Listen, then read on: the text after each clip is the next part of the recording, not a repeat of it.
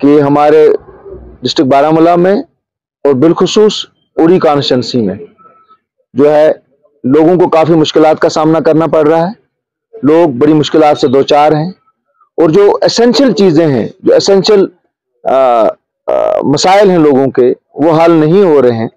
तो मैं आपके माध्यम से गवर्नर इंतजामिया से, गवर्नर साहब से, चीफ सेक्रेटरी साहब से, डिविजनल कमिश्नर साहब से, डीसी साहिबा से और अपने उरी की सब डिविजनल एडमिनिस्ट्रेशन से और कंसर्न प्रिंसिपल सेक्रेटरी जो हैं डिफरेंट डिपार्टमेंट से, उनसे अपील करता हूं कि हमारे उरी में ये जो मुश्किलात उनके डिपार्टमेंट्स की हैं, इनको दूर किया जाए और लोगों की मुश्किलात को दूर किया जाए। क्योंकि आने वाले वक्त में सर्दियों का मौसम है, अगले 3-4 महीने जो हैं वो बहुत ज्यादा सर्दी पड़ने वाली है और उसमें जो लोगों की मुश्किलात हैं वो और ज्यादा बढ़ जाएंगे। तो उसी माध्यम से मैंने आपको यहाँ पे बुलाया है। सबसे बड़ी जो इशू है, जो पूरे डिस्ट्रिक्ट बारामूला का इशू है, डिस्ट्रिक्ट आज मैं डिस्ट्रिक्ट के तौर पे बोलूंगा कि इलेक्ट्रिसिटी की प्रॉब्लम है। इलेक्ट्रिसिटी जो है वो नजर ही नहीं आ रही है और गवर्नर साहब बार बार ये कह रहे हैं बाई मीटर्ड एरिया को 24/7 जो है वो इलेक्ट्रिसिटी दी जाए और नॉन मीटर्ड एरिया को जो है वो 14 से 18 घंटे पावर दिया जाए। लेकिन मैं आपको उड़ी की बात बताता हूं कि उड़ी में 3 पावर प्रोजेक्ट्स हैं और इन 3 पावर प्रोजेक्ट्स की बदौलत नॉर्दर्न ग्रिड तक पावर जाता है और नॉर्दर्न ग्रिड तक पावर जाता है, नॉर्दर्न सेक्टर को, पूरे कंट्री को पावर जाता है। वहां पे पावर जा रहा है और हम लोग जो हैं चिराग तले अंधेरा, हम लोग सफर कर रहे हैं। ये उड़ी टाउन जो है ये मीटर्ड एरिया है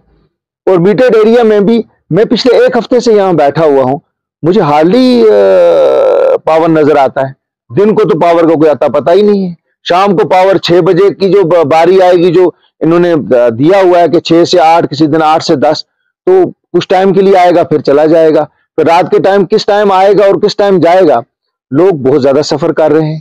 गांव के लोग बहुत ज्यादा सफर कर रहे हैं। हमारे कई ट्रांसफार्मर्स जो हैं, मैं पिछले दिनों बडग्राम में गया, एक ट्रांसफार्मर जो है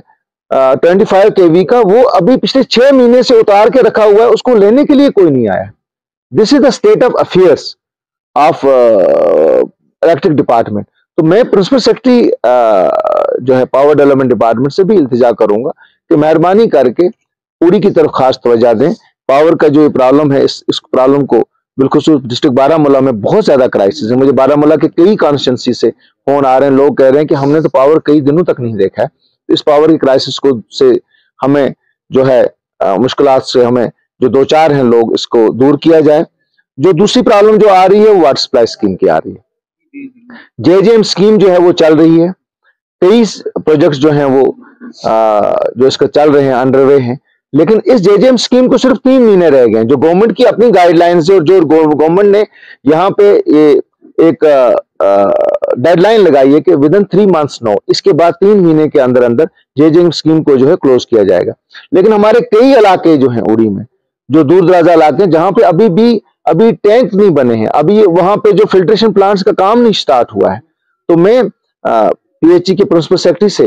और जेजेएम के जो प्रोजेक्ट डायरेक्टर हैं गुलाम नबी यत्तू साहब से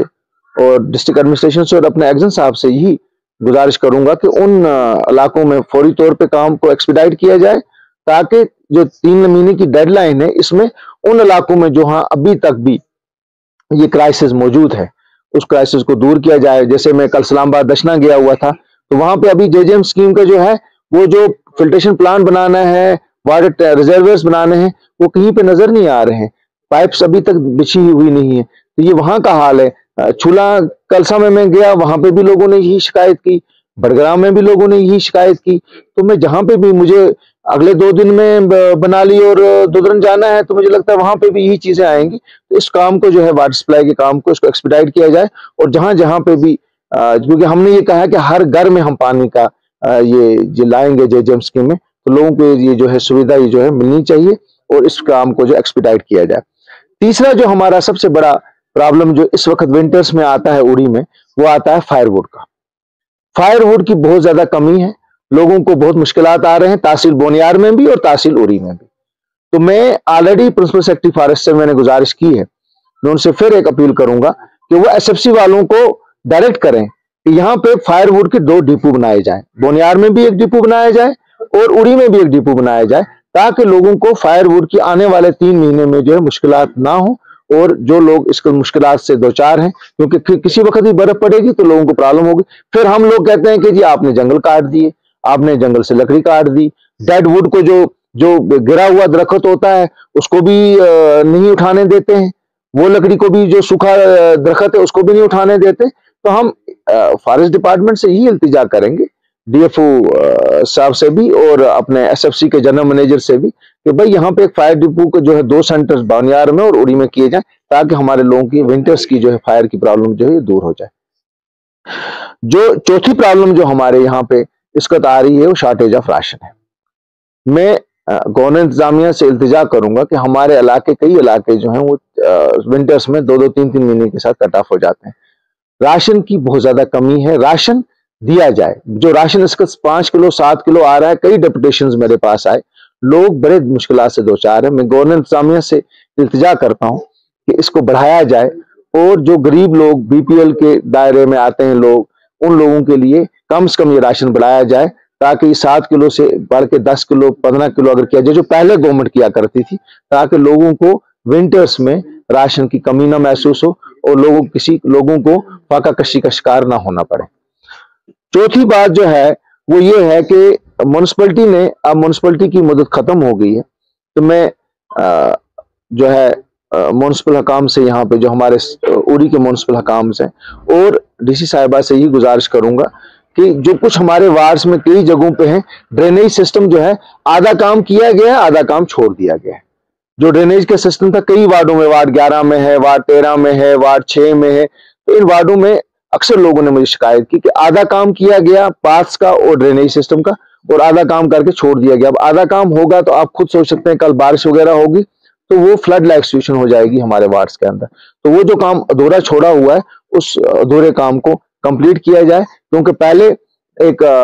पॉलिटिकल म्यूनिसिपैलिटी थी, वो अपनी मनमानी से काम करती थी, तो अब एटलीस्ट वो चीज नहीं है, इलेक्शंस नहीं हो रहे हैं अभी, और जब तक इलेक्शन होंगे तब तक जो है एडमिनिस्ट्रेशन के हाथ में ये वक्त, जो जितना भी काम है इनको जो है ऑन वार फुटिंग पे उठाया जाए।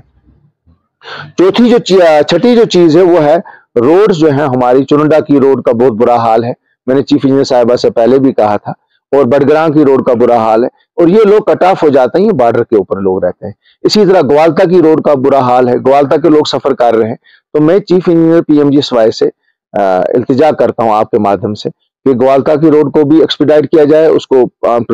टॉप प्रायोरिटी पे लिया जाए, और चुरंडा बडग्रां रोड को भी लिया जाए, ताकि लोग विंटर्स में सफर ना कर सकें, क्योंकि कई लोग बीमार हो जाते हैं, कई अमवात हो जाती हैं, कई मुश्किलात हो जाती हैं हमारी माओं को, बहनों को इस विंटर में, तो उनको इस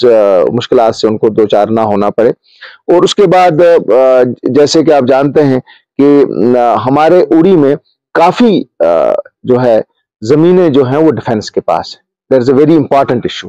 और आपके माध्यम से मैं होम कमिश्नर साहब को भी, चीफ सेक्रेटरी साहब को भी, और प्रिंसिपल डायरेक्टर डिफेंस जो जम्मू में बैठते हैं उनको मैं, और डीसी साहिबा से मैं इल्तिजा करता हूं कि हमारे काफी लैंड जो हैं कंपनसेशन, लैंड कंपनसेशन पिछले 15 साल से जो डिफेंस को लैंड गई हुई है, लोगों को इसका मुआवजा नहीं दिया गया है, पैसे नहीं दिए गए हैं, रेंट नहीं दिया गया है, और उसमें नावारुंडा है, ग्वालन है, अपना सोकर है, उरम्बुआ, सिलीकोट, चुरुंडा, बडग्रां, चौटाली, तिलावाड़ी, बोनियार, जमूरपट्टन, मैदानन, हथलंगा,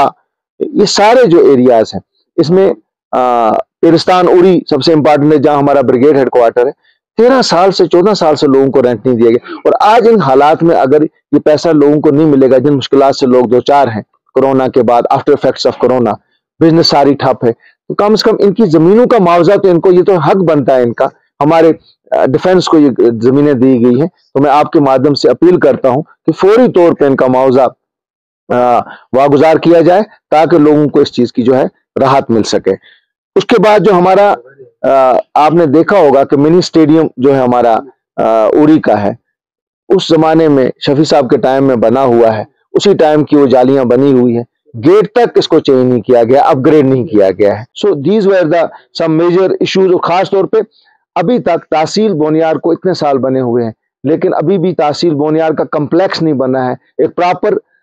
कम्प्लेक्स नहीं है हमारे तहसीलदार का, वो एक शेड में से काम करता है। तो अगर इतने दावे हम करते हैं और एक तहसील हेडक्वार्टर हमने बनाया हुआ है, क्या उसको एक तहसील हेडक्वार्टर को एक प्रॉपर